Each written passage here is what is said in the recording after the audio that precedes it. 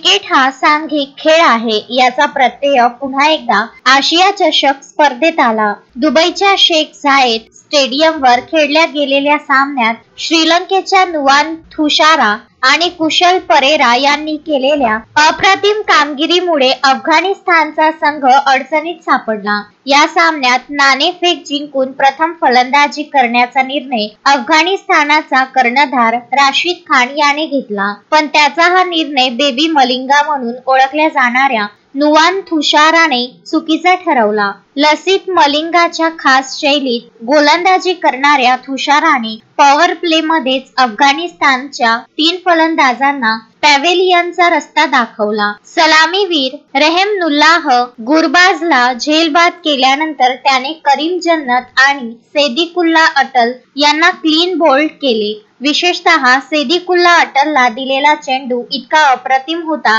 की तो लेग स्टंपच्या बाहेर पडून स्विंग होत थेट ऑफ स्टंपला लागला, जो या स्पर्धेतील सर्वोत्तम विकेट्सपैकी एक ठरण्याची शक्यता आहे. थुशाराने आपल्या पहिल्या स्पेलमध्ये 3 षटके गोलंदाजी करत केवळ 12 धावात 3 बळी घेतले. श्रीलंकेच्या गोलंदाजीप्रमाणेच त्यांचे क्षेत्ररक्षणही उत्कृष्ट होते. याचाच एक अविश्वसनीय नमुना डावाच्या 11व्या षटकात पाहायला मिळाला. दुष्मंत चामिराच्या गोलंदाजीवर दरवेश रसूलने मारलेला हवाई शॉट सीमारेषेजवळ गेला. कुशल परेराने हवेत उडी मारून चेंडू सीमारेषेत ढकलला. त्यानंतर तो सीमारेषेच्या बाहेर जाऊन पुन्हा मैदानात आला आणि झेल पूर्ण केला. नुवान थुशाराची अप्रतिम गोलंदाजी आणि कुशल परेराचा अविश्वसनीय झेल हे या सामन्याचे मुख्य आकर्षण ठरले.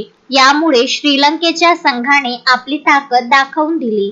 Bureau report, Dubai.